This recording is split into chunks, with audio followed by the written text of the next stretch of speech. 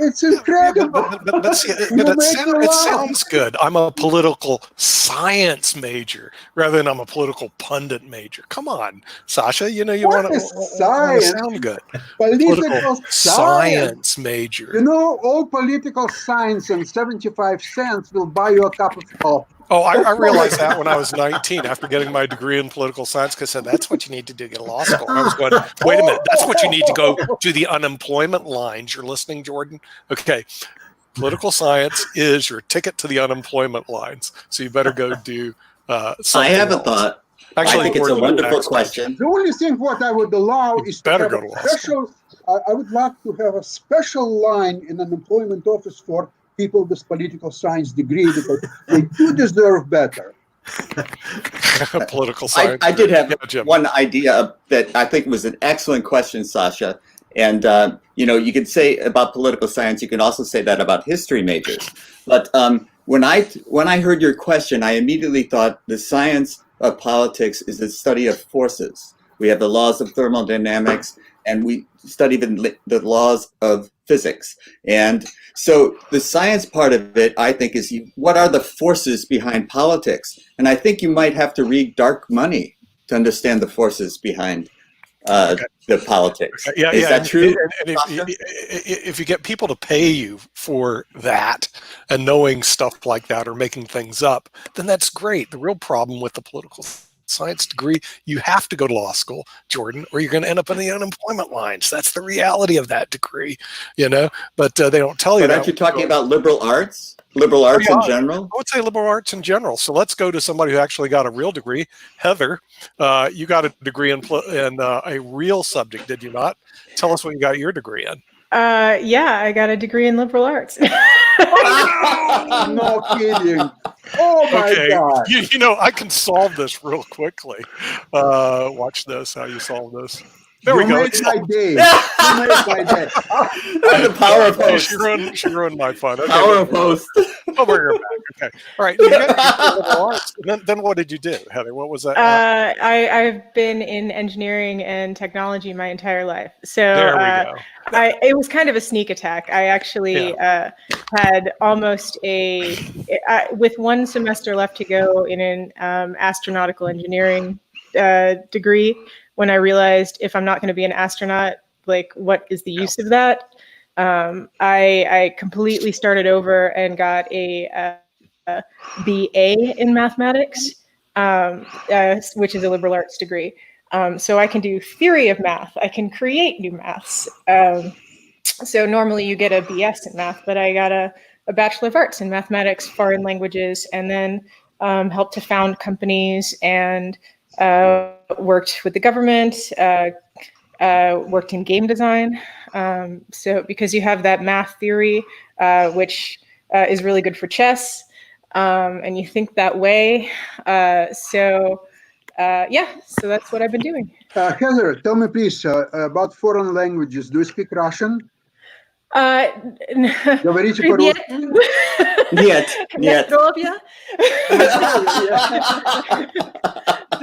Just a very few words, but I've worked with many wonderful Russian R&D people over the years. A lot of my favorite development teams and developers have come from Russia. In fact, my company Evernote, we started in Russia. So that Very was good. So were you able to beat these people in chess?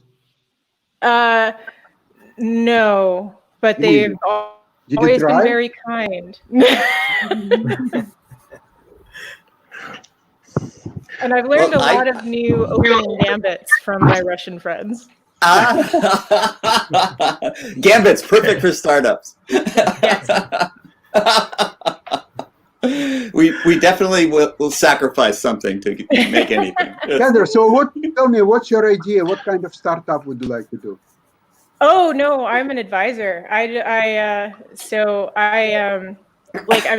been advising startups for many years. Right now I actually work with the Air Force to help airmen with their ideas and help them become startups. So what kind of ideas airmen have? Good for you.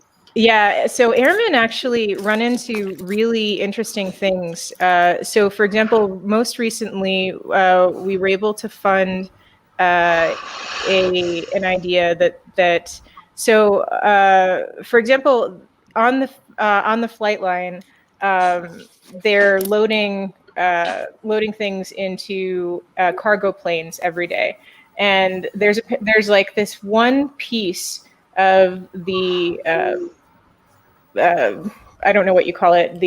When they're moving these cargo pallets onto the plane, they get jammed a lot. And if that thing is jammed, then the only way that they can keep those pallets on the plane or get them onto the plane is either have a lot of men actually, and women are not strong enough to do this, like move these 2-ton pallets onto the plane manually, or until a mechanic can come out, which could be months, they have to have this entire pallet holder just out of use. So what these airmen decided to do was they got their hands on a 3D printer, and they created a little thing that they attached to it, and if this thing got jammed, they could still ram the pallet onto it, and it was it would still be in service until it was really fixed. And Wow. they calculated out that in airman hours and in it was causing the Air Force to lose like $1.2 million a year in airman hours, plus around $6 million in lost cargo. So by just printing out around $6,000 worth of parts, they were able to save $7.5 million. So, wow. It's even cheaper than hiring illegal immigrants to do this. Oh, yeah. Sasha. So by creating a new LOE, a location a new place in the Air Force for coming up with 3D printing and innovation in this area. We threw money at that for innovation areas like that. And so they only needed $6,000, but it took them a while to come up with that idea that they did on their own time. So that's the kind of thing that I help them do. Okay, so Well, Heather- do you consider that this is a startup? It's just an improvement of a certain process, which could be done internally. They call that a pivot. It's called a pivot when something that's not working and you pivot to get a end result. Yes. So when you pivot, you're doing a startup. I would call it innovation rather than startup. And also we can implement the same we can implement the same process to all other airports and all other airmen across the world as well. I mean, that's how what they wanted the money for was not just to create that for that type of aircraft, but they wanted the money to start up a company inside the Air Force to look at other ideas that needed them to. So they, rather than having to do this on like volunteer time, they wanted to be able to then interview other people that were having similar problems and then create these designs for them and then continue to save the Air Force money and scale it out. So how much money did they raise? So we were able to earmark, I think, $250,000 for them just to start as a test pilot. And test pilot means a little bit different in the Air Force terms, but in our terms, like as a pilot. And then also like we were able to give them access to some good prototyping machines that already existed without them having to wait months to get access to them, because there are long queues for that. And then if they can find other things that are valued for their time, that need their time, then they'll be able to be in charge of their own department, and they'll get promoted, which is the Air Force's equivalent of an IPO. Tell me, Yep, Heather, yep. in order to do that, did you have to prepare a business plan and an investment proposal and presentation? And did you do all that? Yes, and they had to go. We had to help them prepare a pitch and a deck and a business plan, and then they even had to go for a pitch competition, which was streamed live, and they had to go in front of the head of the chief of the Air Force. So they had to get there were contracting officers there. In previous years for this competition, like we've had Mark Cuban be there to explain to them like what was valuable about their ideas and stuff. So okay, tell me please one thing. In order to prepare all that, did you investigate a question of possible conflict of interest between them, their startup, and the place of their employment? yes, so and that's a very good question. When you're dealing with the government, especially like in the U.S., and I've dealt with this otherwise, in other countries as well.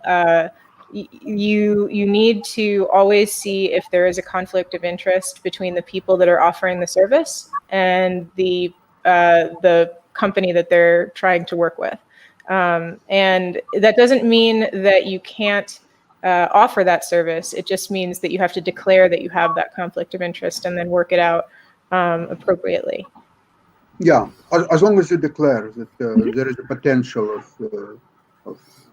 One of the things I'm seeing in the future with the traffic jams, how do you get first responders to the site? In the future with traffic jams. So actually, we're running a challenge right now. We're in the evaluation phase, where they're working on digital twins. Are you familiar with that concept? No, I haven't. So digital twins is something that I've been working on since my game design days, where you. It requires a lot of data. So data scientists are involved in this, and game designers, because you need sensors throughout a smart city to understand like how traffic is flowing. Yep. And then you can do predictive analysis on where people will flow at any given time. So then when you see if there is an emergency, how to redirect traffic. And then you can also, with all the sensors, with all the controls in the system, you can turn the lights on so that it's all green for the responders to go and avoid a traffic jam. Okay. No, I was thinking of given that the congestion, what is the downtime for the accident and that to sort of be effective with all smart city concept? What is the downtime between accident happening? I live in Las Vegas, Nevada, and we are already our downtown is already a smart city grid, and they're already lighting up the rest of the city for that. And they've actually, because of COVID, the last 3 months, they've been able to jumpstart about an extra year because people haven't been on the road. Absolutely. So they've been ripping up the streets to get all the sensors in all around. So it's really different cities have different levels of how fast they're doing this, but we're the 10th largest city in the United States, and if other cities are on track to this, the level of congestion isn't going to be so high for traffic jams. And they'll be able to reflow. Like one of the things just outside my house, less than a 5-minute walk, you can get to a highway, and right outside there is a sign, an LED that they can update and tell you need to take this alternate route. It updates right away if there's an accident on certain thing. It tells you to go over to the side of the road like miles ahead of time, so that you will avoid. Okay. One of the things a lot of people are not aware of is Vegas is the hub, the home base of all of the major conferences in high tech. Okay. The world's largest is CES. So they're going to cater to the intelligent part of smart cities. They're going to cater to implementing these things. And what a brilliant idea when nobody's driving around to get out there and do it. While everybody else is sitting around going, we can't do anything, our hands are tied. But Vegas knows this. And when you talk with Gary Shapiro, who's the CEO of CES, and you speak with some of the other people who run the big conferences, and you talk with Vegas government, they will tell you, because of technology, if they don't support it and push it, then they're not going to have the money that they get every year from these 150,000 people conferences. Correct, Heather? Oh yeah, and we had Elon Musk has been having the Hyperloop built in, or sorry, the boring company, like whatever he's calling it now. His boring tunnels have been created underneath Vegas all during this. They've all been connected, and they're just tunneling away this whole time. And our Virgin Hyperloop 1 has also been connecting us to LA. So it'll be a 45-minute train ride to LA to avoid traffic on the weekends for people. So you have this direct link from LA to Vegas? Yep. Oh my gosh. Wow. What about San Diego? Wow. Not yet. The first one is going to be LA to Vegas. Okay. And it's only a $19 round trip flight to San Diego from here. So. Oh yeah. I keep forgetting that. Yeah. Well, see, my favorite photographer and filmographer is in San Diego. When I go to Vegas, I like to bring him in instead of somebody from Vegas because I trust him. But yeah, you're right. It's no more than $50 to fly him back and forth. So you're right. But I'm sitting here going, wow, a train ride, because trains are kind of nice if they're the high speed, really comfort trains. You can sit and do a lot of work. It's better than driving, way better than driving. Absolutely. And wow, that is so cool. So this is Virgin that did this. Everybody was thinking Virgin was kind of down and out because, the airlines kind of didn't go anywhere. You heard all these rumors about Richard Branson not having the money, and then you find out this is what's going on behind the scenes. Wow, this is great. Great story. Can I ask you a question? Yeah. As a civilian entrepreneur, now I've done a lot of government contracts, a lot. But are there ways that a civilian can get in and be a part of the programs that you're talking about? Like, I know that you're working with the Air Force, and I think that's awesome. Somebody's teaching them. But are there ways civilians can become part of these smart city initiatives? And how do they do that? Because we're not all part of the military, but we would like to be part of it. Absolutely. So one of the things to do is for the Air Force specifically, they're always running challenges at afworkschallenge.com. That's AFWERX challenge.com. We got writers. We got writers. Because I go to FBO.gov and so because I'm a registered bidder, but I didn't know about that. So say that. And so you're mentioning FBO, and so we do post these on the FBO, but the problem is a lot of people are they aren't GSA contractors.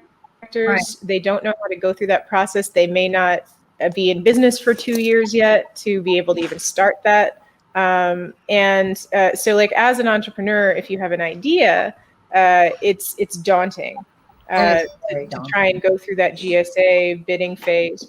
As a business, big business, it's daunting. Yes, it is. So on AFWorks Challenge, we run kind of like a pitch competition. It's like we only look for a small amount of information. I mean, we definitely want something that is demonstrable. Like you need to have something that can be implemented and prototyped. But it doesn't have to be full scale right away. And so it's a really good foot in the door kind of thing. And it's a quick way to process. you into the military. Are they taking bids now, or are they taking applications now? So I believe we still have one of our challenges open at the moment that may be closing next week. But we are always running new challenges. So so just keep checking that site to see which ones we have open. And each branch of the military has its own version of this. So we're like, this is AFWorks, there's SpaceWorks, there's Naval Works. I mean, there's all, like, you can find the version of this for every branch. Now there's also something called a SBIR, an SBIR. Now these are grants that the government gives you. And there's different phases of these, a SBIR phase 1, 2, or 3. For this, any business entity, when partnered with a research team, like it can be one investigator. So like you just have to have one person that is affiliated with a university signed on, and then you can just apply and say, hey, I have an idea for. Now these are, again, it only takes like 3 pages of writing so like 1,500 words basically, and some supporting documentation as to how you can answer this call.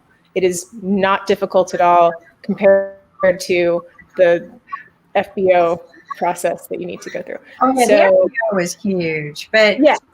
Well, because you have to give all the line-by-line budget items. Oh, I know. You have to say, like, if you, like, I am asking for exactly this amount of money, I will do exactly this with it.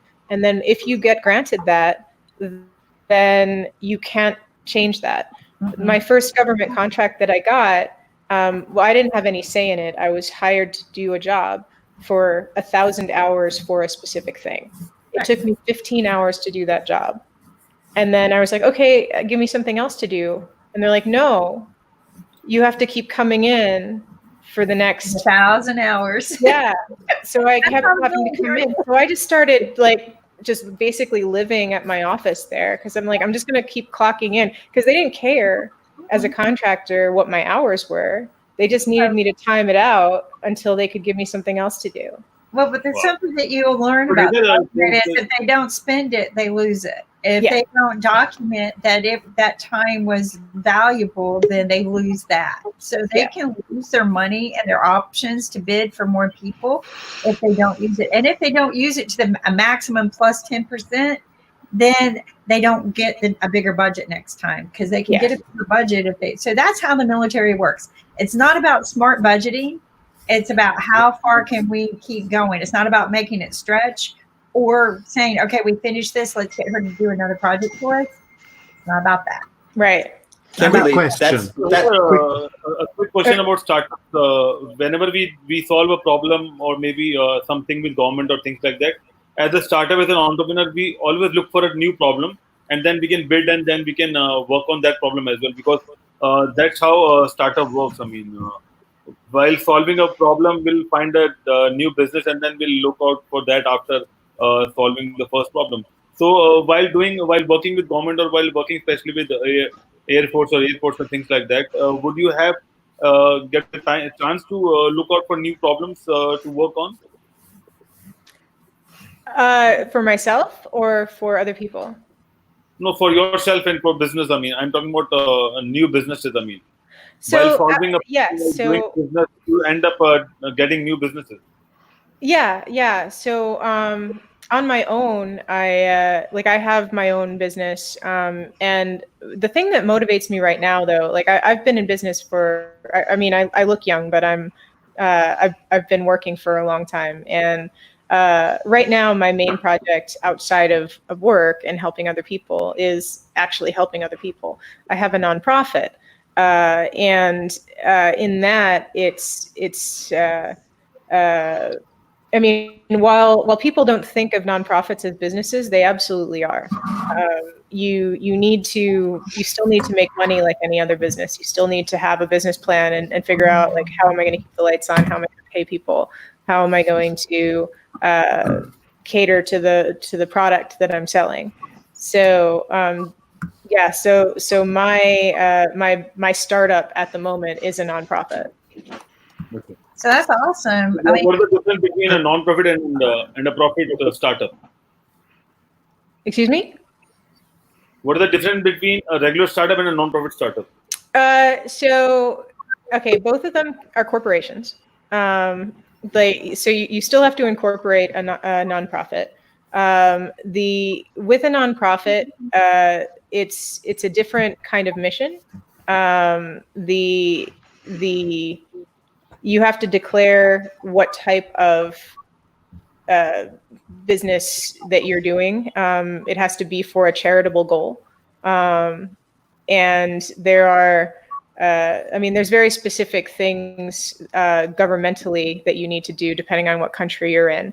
And you have to have a board of directors that you register with. You can't sell shares of a nonprofit, which is different from a regular corporation. So there's quite a few differences. But the closest thing, if you were not a nonprofit, but you wanted to be a kind of socially responsible company, is to be a B Corp. yeah, B Corp is good. Okay. Quick question. I see a lot of acceptance of how a system works, but doesn't somebody address the situation where you finished something in 15 hours, and then you had to clock in for the 985 hours? Why is it that it is just accepted? Rather than something that because you're working with the people that organize things. So why is it that nobody works at fixing that? Oh, they do. And that's why that's one of the reasons why. So that was one of my very first jobs, and I was so flabbergasted by it that was how things were. But I wasn't in a position to question it because I was just a lowly contractor. Now I'm working from within as a much higher level to be able to change things. Like a couple of weeks ago, I was helping to reshape the officer accession process within the military. So, because right now it takes over 2 years for somebody to get promoted, from the time that they're looking at being promoted to the time that they actually get promoted. And in that time, they could get a job offer outside the military for a lot more money than they would ever make, and they generally just take it and go. So the military loses a lot of great people to outside influence because it takes so long. Military brain drain is what you're saying. Yeah. So the other tiny question. Very sorry, Kimberly. Just one question. No, why are they doing these hyperloops underground? Why don't they do it overground? They're doing both. They're doing both. So Elon Musk is doing underground, and Richard Branson is doing overground. Oh, wow. That's interesting. Did they flip a coin? That's what I want to know. Did Richard and Bezos?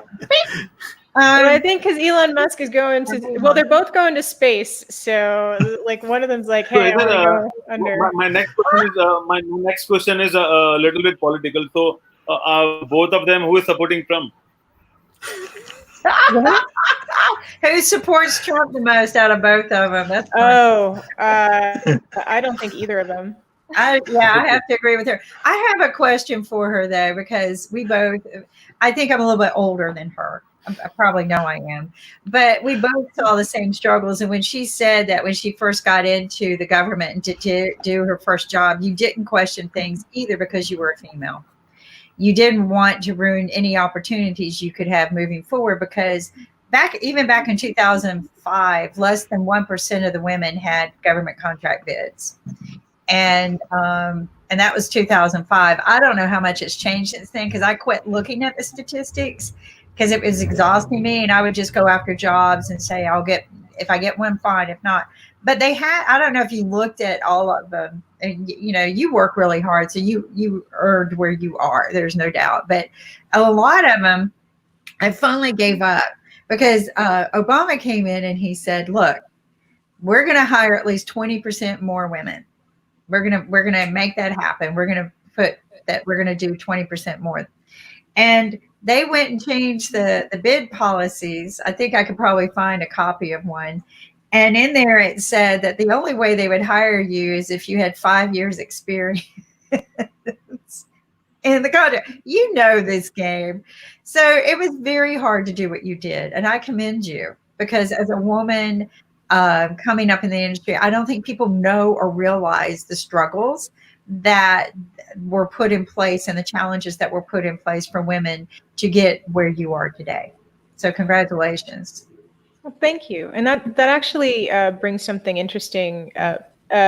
Whenever a job interview is posted, people just put ridiculous things in them. And I mean, I saw one the other day that a friend of mine posted, and he asked for 10 years of experience in a programming language that's only been around for 2 years. And I was like, what? What are you doing? And he was like, well, I wanted to see if anyone's actually going to read this. And it's a filter to see who's going to lie. Because if somebody claims 10 years of something and I know that it's only around for 2 years, then they're lying and I'm not going to hire them. I'm not even going to interview them. But so that made sense. But still, I mean, they're ridiculous qualifications that people ask for in a lot of these things. But when the psychology behind this is that, like, when you see a job posting that has all of these requirements that are so over the top, a lot of women are just like, well, I don't have that, and they won't apply. And like a lot of guys are like, oh, I don't need that. I can just bluster my way through the interview. And then they just use confidence and they get in the door and then they get the job. And like, whereas women just see like all of those and they're like, well, I'm never going to get that interview. And then they just don't apply. So. But you did. I did too. And I got contracts because I said, screw it. Yeah. I mean, what are they going to do? Say no? Yeah. No? I mean, like, heck, I've got engineering jobs with a liberal arts degree. And half the time people were like, oh, how is this person a computer programmer with a liberal arts degree? And they wanted to hear the story. And then I went in and I was like, well, I actually do have the background in engineering, and I've been programming since I was 8 years old and all that. But I mean, it's a badge of honor to me that I have a liberal arts degree and I've done all this. So yes, but what it shows is persistence, right? Yeah. It just shows getting out there, not giving up, but also taking that chance, even if the odds are against you, even if the job description isn't everything that you think you are. Just like she said, there are guys who say, screw that. I got the confidence. I'm going to go in and get it. I saw a lot of men get jobs just because they did that, not because they had an ounce of experience to do the job. And I think maybe after watching that for years, that's where I got that attitude from, because I'm like, well, I could have done that. The job description didn't list that, but I could have done that job. So I think you're right. I think women, and I'm glad we had this conversation, because one of the reasons why I sit on the board of advisors at NC State University's computer science department is so many of the women were dropping out of engineering a lot. And that number has been reduced in the past few years. But a lot of it was picking my brains. Why did you survive? And I had no answer to that, other than I just got up every day and went to work, and I never knew how to take the word no very well. And you're the same way. So what? I got this kind of degree. I can still do this. And that's what people don't understand is you've proven that you can learn when you have that degree. A point that I had that came to my mind. A point that came to my mind that is smart candidate reading an advertisement like you just described, where a language has been around for a short time and then they're asking for more experience, will say, what kind of idiot wrote this advertisement, when I want to work for him? That's a good one too. I would ask that question straight off. Well, the kind of thing that I would do, and the kind of thing that I have done, is I would write back immediately and be like, this has only been around for 2 years, and then you start a conversation with the person. Exactly. But I got my first job out of college. Well, my second job out of college, because my first job was as a flight attendant, which thank God I did that, because I'm an engineer. I'm very introverted, in my shell, kind of troll under the covers person. So if I didn't do that, I would never have like this understanding of human beings. Yes. but I only did that for a very short time. The selection process is a two-way judgment. It is. It's not just the hirer, judging the hiree. It's also the hiree judging who the hirer is, because he's putting the time of his life into that job. And if somebody cannot even write an honest advertisement, which is focused on the job and is putting all these elephant traps in it, I wouldn't want to waste my time with it. Right. And you're highly intelligent, and I live with a brain, and that's how they would, and I agree with you. But Heather and I, we are women in a very challenging field for women, and sometimes we didn't have that option. And we would look at the jobs and go, okay, maybe I'll try for as many as I can get and hope to get one. She mentioned something the other day that I haven't heard in years. I'm not going to bring it up. I think it made Ankit laugh hard because he couldn't believe it. He goes, what? But it's the honest to God truth, what she said. And it reminded me of because sometimes I have a tendency of forgetting all the hell I went through. And to get where I was, to become a lead engineer on the first fiber network project in the United States was not an easy task. To be the only female and first female in many positions and hired into a Japanese company in the United States. I look back now, it wasn't easy. I just didn't look at it as anything other than it was my job. But a lot of people had to struggle. And I forgot about that phrase you said. And, should I tell them? Is it okay if I share? Yeah, go ahead. Okay. When you entered into this industry, you were told what the men say is that you're either going to succeed, you're either going to be a bitch or a hoe. Oh, okay. That's so, it. That's it. I'm you're sure with middle ground. You're either a bitch or a hoe. And I know this is going to be taken down because I said that. Well, but now the more PC version, and it's not much more PC, is you're the bitch or the bro. But better. I would like to be a bro. I mean, yeah. So why can't I be a sis? Can I be a sis? Well, no, but the idea is that like the one of us is like just gets in with the guys, they hang out, they play games, they drink beers, they do all that. And the other one is like, I'm me and like I belong here and blah, blah, blah. So like I mean, if you think of Hillary Clinton, like that's one side. Yeah. But this is what I tell people in her shoes. I used to say this to the engineers, not in her shoes. This is what I say. Before you condemn that woman sitting over there, walk in her heels for a week, work in her heels for a week. Because back then we had to dress up in suits every day as an engineer, and women wore heels. We didn't wear flats. There was no such thing as flat dress shoes back then. So, and I would always say, walk in her heels or work in her heels for a week.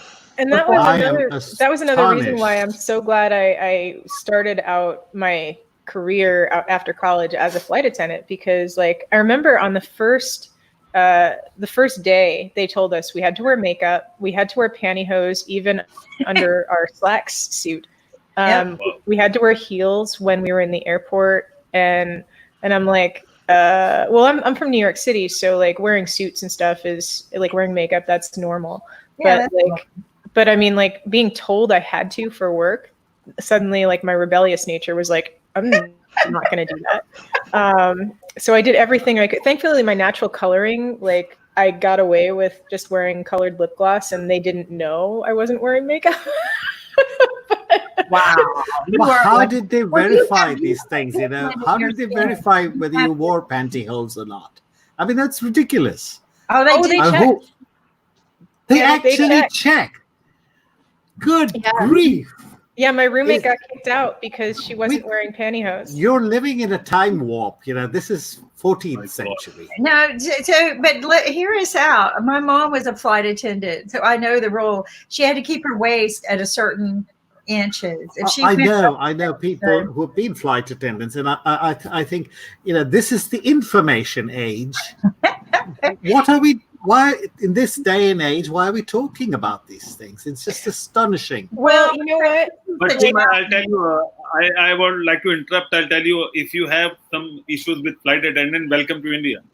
You should use our airline. We have Air India, and you'll find, ladies wearing saris, and they are doing all kinds of traditional makeups and things like that, and welcome people. It's better in America now, but it's a little bit better.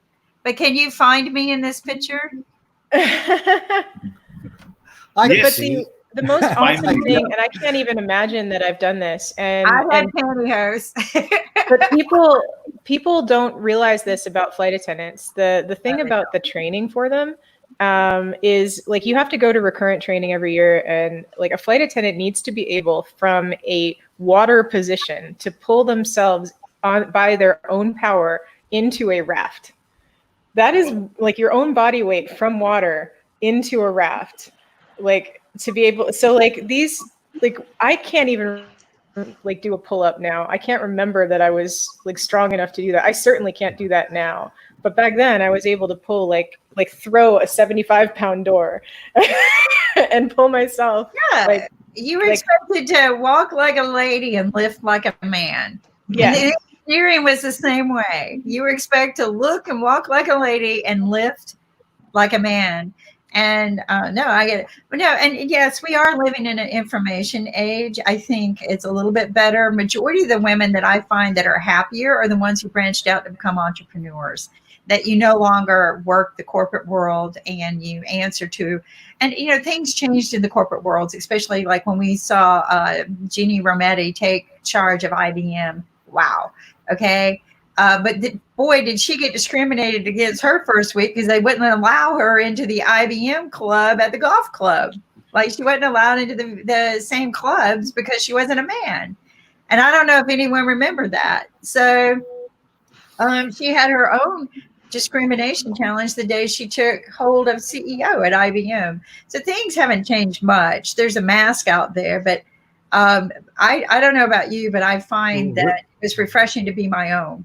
So, which is why IBM is yesterday's brand. It's yesterday. IBM is yesterday's brand. It's really, look where it was and look where it's come. It's like Kodak. Exactly. Although, you see today what IBM came out with. I don't know if you talked about this before I was on, but they've said they're stopping all development in facial recognition. Yep. Why? Yes.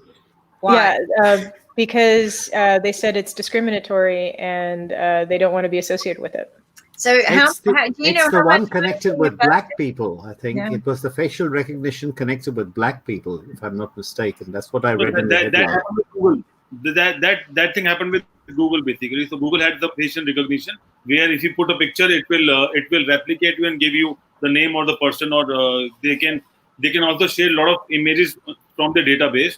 So that happened with Google. They shared one of the pictures of an animal, and there are a lot of black people come and on a search engine, and that was the problem. And then Google said sorry, and then they revoked all those features from Google search engine. But there are a lot of people having some issues and things like that. But that was a global problem, and Google said sorry, and then they said that they will be doing a rework on that, but that never come out after that. Well, they were the initiator of Pepper the robot, which was an artificial intelligent robot that connected to Watson, and they shelved it after they built it. Spent millions of money spending it. SoftBank had invested a lot of money into the robot itself because they didn't want people to be afraid of them, of like the Matrix or the other movies. So they decided to shelve it. So IBM has a tendency of doing that, but it doesn't really shock me, because this is my joke about facial recognition. I've been in smart cities for a very, very long time, working with NIST, National Institute of Standards Technology. And the FBI would come in and show off their facial recognition tool. And I was there one day with my attorney and a bunch of my engineers. And I walked up and they go, let us test your face. And I go, no, because you always get it mixed up with my sister. I just, no, let's do it. It won't, we got it worked out. So they scan my face, right? And my attorney knows the game I'm playing because I know who it's going to recognize me as. And it recognizes me as Hillary Clinton. Wow. Every single time it recognizes me as Hillary Clinton. So here's what's funny. Guys are looking at you. These are FBI agents, right? And they're looking at each other and they go, no, get back over here. Let's do it again. My attorney is laughing. And my attorney looks just like Obama. I love him. I love his smile. And he's grinning from ear to ear. I go, fine, let's do it. But I'm telling you, you're going to nail me as my sister, and I just get tired of it. So they scanned me again. Hillary Clinton came back up again. And I said, come on, let's go, guys. They're never going to get this right. And they go, does Hillary, you can hear them, does Hillary really have a sister? Oh, my God. They truly started to think Hillary had a sister. Not one of them chased me down and started asking me a lot of questions. But you see, like, no, you have to make an appointment with her before you talk to her. No, she's not going to talk to you about that. He caused me more problems, but they are already doing it in China. You see. Oh, the face recognition. You've got to really look very hard at the brain drain situation or something. Something is going wrong somewhere. This thing is already being used. Oh yeah. You know, and for people who are very, very similar, in kinds of overall appearance. So there's something seriously wrong here. Well, if you know, since I don't know if you guys noticed this, but about 5 years ago, I saw this happen where Facebook started doing the facial recognition with just photos, right? And then it would automatically tag people that you threw a picture up with, even if they were like a little bitty head in the far back. And you're like, how the hell did they know that? Oh, AI, right? So facial recognition has actually been around a long time. Very, very long time. Were they able to really use it to the fullest effect? Probably not until all of this other technology came about and playing with it. But they've been playing with it for years.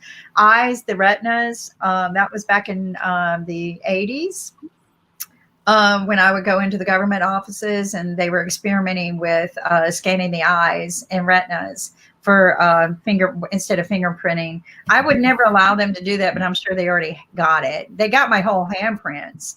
I did allow them to do both hands, but voice, they have voice recognition.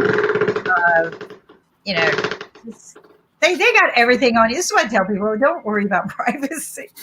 Move on. It doesn't exist anymore. Privacy doesn't. It never did. The first time I ever worked on a phone network, I learned it didn't exist. It doesn't. It's just never been there. Now, the step switches, that we worked on, the switchboards, they could hear every word you were saying. Today, they can plug in and hear every word you're saying. So it's just. Yeah, and the component manufacturers, like you can look into. Cisco made a deal a long time ago to for the parts that they have in every phone that they build. So while Apple may not be able to unlock your phone, Cisco sure can. Yes. Well, so here's what's funny. Apple can if they want to, but they filed that lawsuit because they said nobody would ever trust them again. So even when it was a terrorist situation, but this is how they played it off. If you found someone who could accidentally hack into it, we have no problem with that. But but then they lose their credibility. Accidentally. But then they lose their credibility, right? So yes. They could not allow that to happen. But yeah, Cisco. That is political science. Apple being politically scientific. You're right. That was their right. And I think they got into a huge fight It was over a that. win-win for Apple. It was a win-win for Apple. It was. But the Cisco situation, a lot of people don't know that every Bluetooth has an open back end on every device. There's a partial open back end on every Bluetooth, period. And it's done everyone does it. Every government, every phone company, every company. It's just intentionally done. So can every person be hacked? Yeah, there are 20. I might be wrong here. A year ago, I was told there were 20 billion devices that will be out there, which means 20 billion open gateways. So every day in the newspaper you read private data for so many people available in the dark net. Every day you read this. Yes. Obviously. Yeah. So yeah, Ankit was the first person who told me about the dark net. Let's talk about something. I'll tell you one more thing, that once we have 5G, it's very easy to share the data around the world, and people can track you from any point of time, any day, with all those devices installed at your home, be it an LED bulb, or be it a smart television, or be it your mobile phone gadgets. Everything's connected to 5G, and that way shorter range antennae, so they can place you better. Yeah. And also, thanks to Huawei, they are one of the major 5G producers in the world, and they are sharing the technology with a lot of countries. Although India is not still on with Huawei, but a lot of countries are against Huawei to sharing the infrastructure. I think Heather would be having a good idea what's happening at LA and Las Vegas. Yeah, I would love to hear her views on Huawei. On Huawei, yes. What are your thoughts on Huawei? They hired me as a consultant. That didn't last very long. They're very, very different. But what have you worked with Huawei, Heather? With who? Huawei. No. Chinese company. And so I worked with the president of the company came and hired me to help them get into MCNC here because of my background as one of the first engineers on the fiber backbone.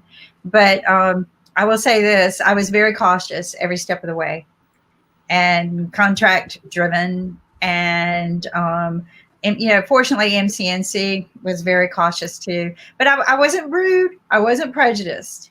All right. I gave them a chance and they burned that bridge. But I still speak with some of the people that work for them, but they don't work for them anymore either. So, but Huawei, they drive the technology because the government pays for it. They are lead in that kind of 5G. Verizon does pretty good. AT&T does good because they all get a lot of money. AT&T won the 911 Next Gen contract, right? Yes. They got the first, what is it? FirstNet. They got the first. You know how many years that bid was out there for? Long time. Yeah. Did you ever? What was his name? The guy that drove it. I need to pull. I'm bad with names. He was great. He was a great speaker too. One of my favorites. But FirstNet. He finally retired after 20 years. I'm trying to get and they finally get it. Finally get the contract bid and going, and then he retires. That's what you're supposed to do. Make a lot of money, then retire. Oh, Heather, you said you own your own company. When did you start your company? So right now I've got 3 that are going on. So because serial entrepreneurs do that, right? Wait, you have 3 companies. Okay, talk about the first one. The first one, like the oldest one that I'm currently doing? Yes, of course. Okay. So Rocketeer was founded in 2014 is when we started it. Yeah. Okay. And me and my business partner, Mark Rowland, we went to Tony Shea, who's the CEO of Zappos, and decided that we wanted to start a consulting company. So got together with a few people who had different specialties. So I'm technology, he's operations, and he was the former CEO of Wagamama, and Mark was the former CEO of Wagamama, which is a popular out of this country noodle chain, and former PricewaterhouseCooper, and a couple of other people. We got funding from Tony Hsieh and started our consulting firm, and so we've been doing that for a couple of years. It's called Rocketeer? Rocketeer. Like the Rocketeers, and like with a rocket. You have without the K. Do you have a website? We do. It's Rocketeer without the K, so it's ROCETEER. Maybe Ann can put it up. Yeah. So the idea is the ROC stands for Return on Community, Co-learning, collisions, things like that, to help people, help entrepreneurs, help cities. Like we generally work with governments and larger corporations. But it sounds to me it's a service business, right? It is a service business, right? And you said the president of Zappos was involved in that. The CEO of Zappos, Tony Hsieh. Really? Yeah, he was our initial funder.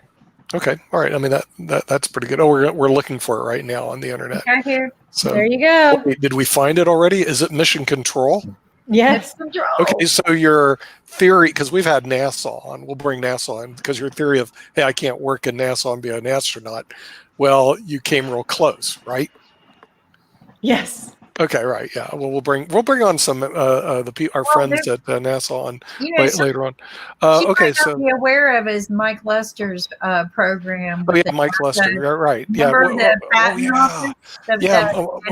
Mike Lester. We'll have to bring him on because what he does, he allows entrepreneurs to basically use their patents. Yes. And co-opt their patents and joint venture with them on their patents. And NASA produces a lot of patents. But you got to go look and find out which one you want to use, et cetera. But Mike knows more about that. He's been on our show before at NASA. Okay, so this was this your first startup, or did you do one before that? So before this, I was one of the founding team of Evernote. I was not the founder of Evernote because Evernote was actually founded in the early 2000s by a brilliant man, Stefan Pachikov. What is an Evernote? Evernote it's a lovely program. Oh, you know what it is, Rakesh? Yeah, I use it. Thank you. Regularly. I have no clue what it is. Okay, Jordan, do you know what Evernote is? Jordan, you're in law. I can't hear you. Can't hear you. Got to turn your speaker on. Ooh, can't hear you. Around 450 million people around the world use Evernote. Okay, well, 450 minus one me. So what does Evernote do? I'm not a technical person. Tell him what It's an Evernote organizer. It's everything. It does what? An organizer. You can make notes. You have a diary. You can run it on several. Okay, but you guys do that in Hong Kong. Okay, let's go to Australia, mate. Do you ever use Evernote, Willie Hill? I don't use it, but I know of it. Oh wow, I'm way ignorant here. Okay, and Heather, you know what this Evernote is, right? Of course I do. Yeah. Okay, good. Okay, good. Yeah. I'll have to Google it and find out. I never heard of it. Okay, so the thing is, it's lovely. Okay, and does everything for me. Okay, it'll do everything for me. It'll take out the dog. Yeah, so it does. Wait, we're going to go to Russia in just a minute. Alexander Starr, have you ever heard of Evernote? Do you know what Evernote is? It started in Russia. Yes, everything started in Russia. Okay, I don't want to talk to this guy anymore. This is really not working for me. Okay, Handkit, do you know what Evernote is? Everyone in the startup fraternity know what is Evernote. Delete him too. Okay, I need to find somebody who's as ignorant as I am. Let me see if there's anybody. Wait, here's somebody. Let's go get this guy. Boing, he's new. Okay, moguls. Do you know what Evernote is? So no. No, okay, he can stay. Okay, you can stay. There we go. Okay, so there we go. I knew we'd find somebody. I got a partner in ignorance. Okay, so your first startup was Evernote, and two of us here do not know what it is. As a matter of fact, I'm going to show you something here very interesting that you'll learn in just a minute, Heather. Okay, most of the people on our show right now do not know what Evernote is. Okay, so explain to us ignorant people what Evernote is. So Evernote is your external brain. It's meant to capture all of the memories that you have throughout your life. So it is as Rakesh said, it is a diary. It is a note-taking tool. It's a productivity tool. It can become a task list. But the idea is that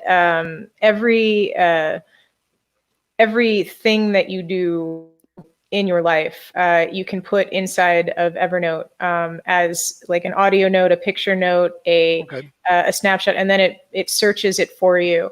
The reason, like the vision behind Evernote was, again, to remember everything. So one of Phil Ibn, the founder of our version of Evernote, when we merged with Stefan Patrikov's company, was like he was always afraid of the day when he started to lose his memory to Alzheimer's. That's like his biggest fear. Right. So he wanted to create a product that solved for that.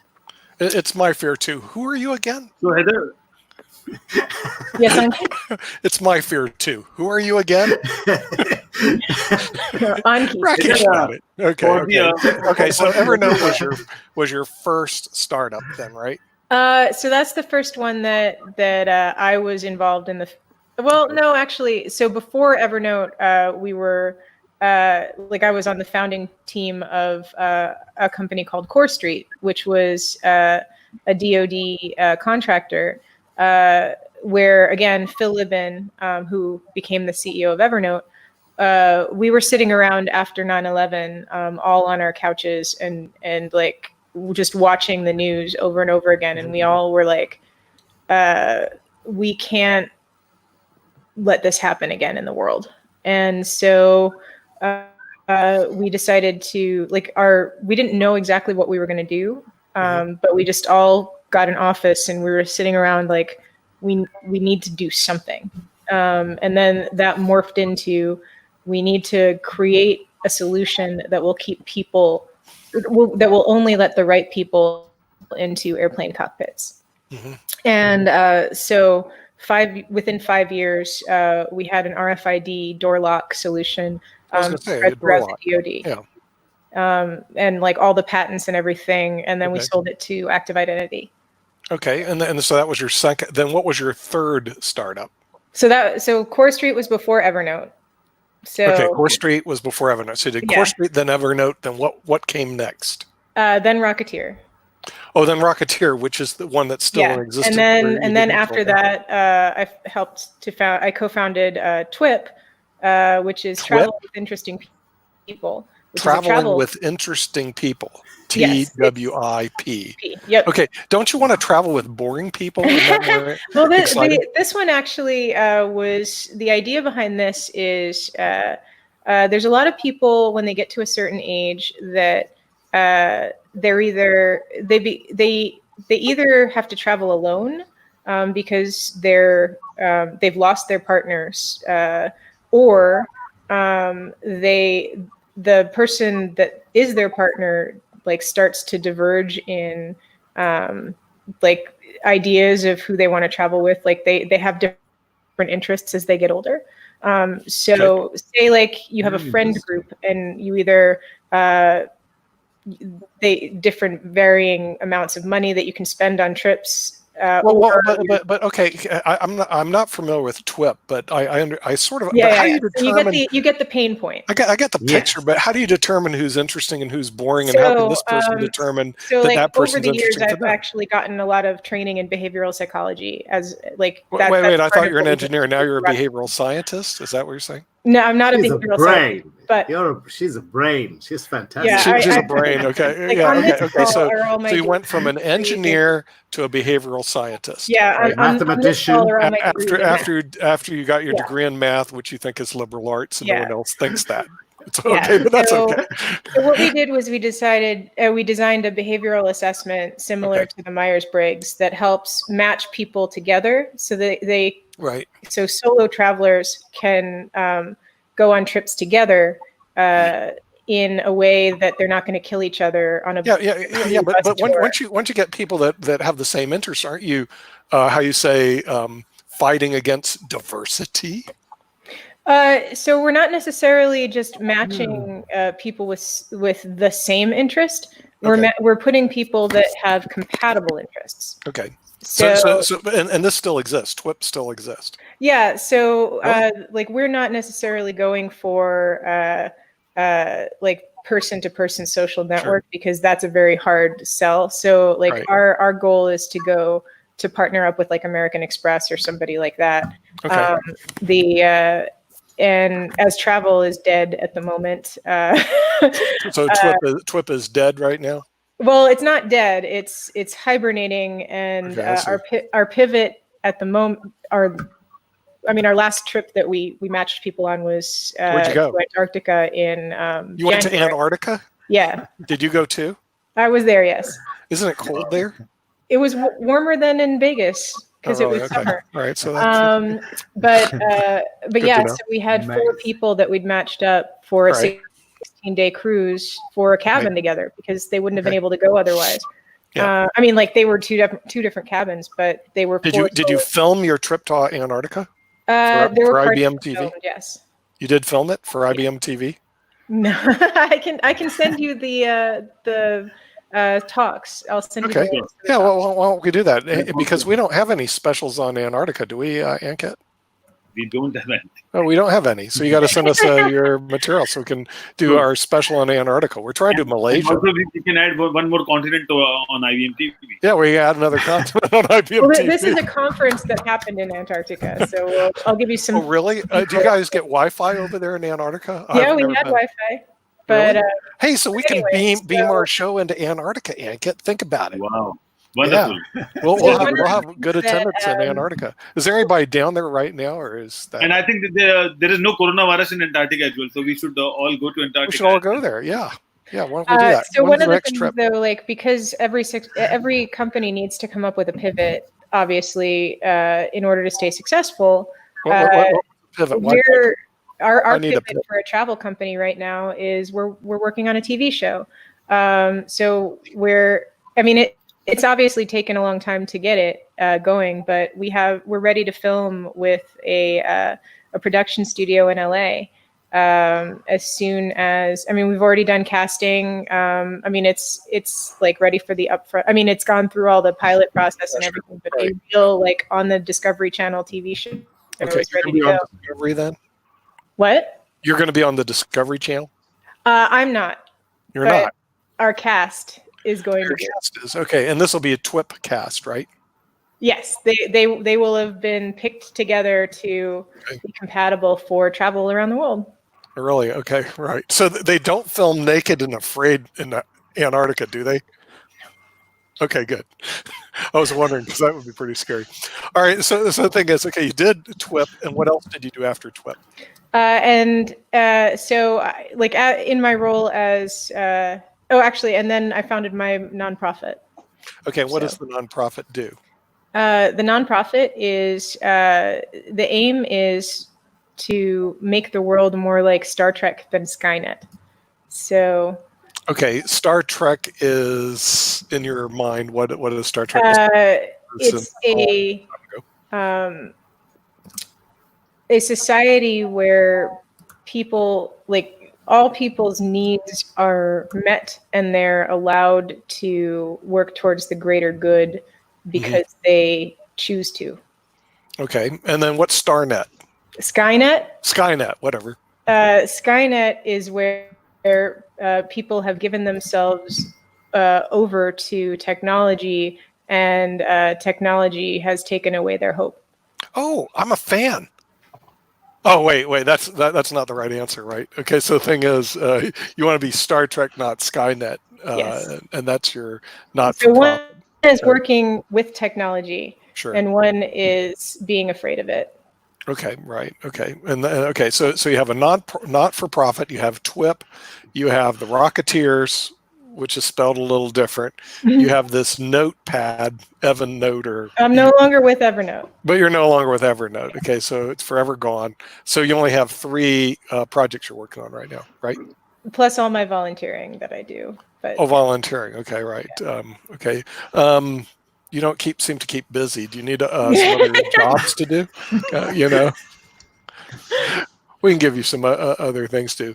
Well, we'll go talk to Moguls down in Moguls. Where are you from? What city are you in? The UK, in Shropshire, the UK. It's Moody's Media. We're a media company producing content for people because we feel that people are too interested in posting things that they want to show people rather than what people want to see. So we create content. We do a lot of live chats for people's social media channels. And we're also drone pilots. So we're drone pilots as well. Okay, where in the UK are you? Because the UK is pretty big. You've got London, which seems to take over most of the continent or whatever that is, island you're floating on. But you also have other cities like Manchester, Birmingham, Cornwall. Well, where in the UK are you? We're in a place called Telford, about 35 miles from Birmingham. It's in a county called Shropshire, which is it's massive countryside area. Okay, all right, and okay, so and then what you do is you actually videotape people, or what? Yeah, well, we do photography and videography. A lot of events. We do a lot of events at food festivals, flower shows, which are obviously a big area of the UK economy. We do. So what we'll do is we'll go and concentrate on an area that perhaps people don't normally cover, because a lot of event organisers are great at organising the event, promoting the event. But at the event, they, of course, are too busy looking after the attendees. They're too busy looking after the other people that are coming in, the traders. And they forget to take the photos and videos of what people are doing, so people don't actually get to see what's going on. So we'll go in, we'll set a media centre up and get the materials. We'll do some stuff on site, especially if it's a 2 or 3 day event. We'll also do legacy after as well. Oh, did you start your own company, or is this a company you work for? No, it's our own business. There's 4 of us involved, me, the wife, and the 2 kids. Okay. And I say that, and the 2 kids, in fact, IBM TV has met one of the kids. I say the 2 kids because a lot of our events are the weekend. And so what we do is we've actually brought them what's called a kiddie cam.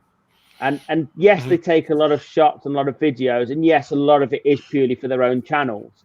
But also, the stuff we can use for corporate and the outwards look, we use because it's from a different angle. So if the show's on, they're taking it from a lot lower, so you get different angles. So it's kind of dual purpose, really. Mm-hmm. So how'd you get started? Were you sitting around the coffee table around 9/11 and said you have to make a major change? No, actually, no. It was 9/11. I'm back. I do remember where it was 9/11 actually, but that's a different matter. But no, we had a building with 27 different offices, and we filled each office within 6 months. And we did it through social media, through telling people what we had and getting companies out of their houses to come and trade with each other and be in an environment. And a lot of people asked us, how do you do that? And I said, well, we just created content. We didn't worry if it was on Facebook. We didn't worry if it was on Twitter. We didn't worry if it was YouTube. We created content. And then of course people then say, well, can you create content for us? Because we come up with unique ideas. We have to at the moment, obviously, with the lockdowns that are on everywhere. So we have to come up with very unique ideas anyway. But that's what we do. We create unique ideas. So we don't go down the route that people expect us to go down. So the Motivational Monday post, the Wednesday Wisdom, we don't do any of that. There's enough other people that do that. And they've obviously made a living out of it. We come up with, so we're doing in conversations with at the moment, because everybody needs to be informed. Pubs are about to open in the next 2 or 3 weeks in the UK. So what the pubs need to do. We do 5-minute the quick fire quizzes with people. And people say, what's it got to do with business? We're getting to know the people you're dealing with. So there's that personal connection as well. So we took away the rule book, and we do everything that's different. Okay, so what other startup do you have besides the media company? I do network marketing business in the UK. I've done that. So I've done that as well. And also in the UK, the biggest startup, the biggest startup at the moment in the UK economy is rather interesting, because the biggest startup at the minute is people starting up what they're good at. So they could have worked for a corporate or a larger company, but of course, them jobs now are dying and have been lost. So what a lot of people do now is what they call freelancing. So set up their own companies.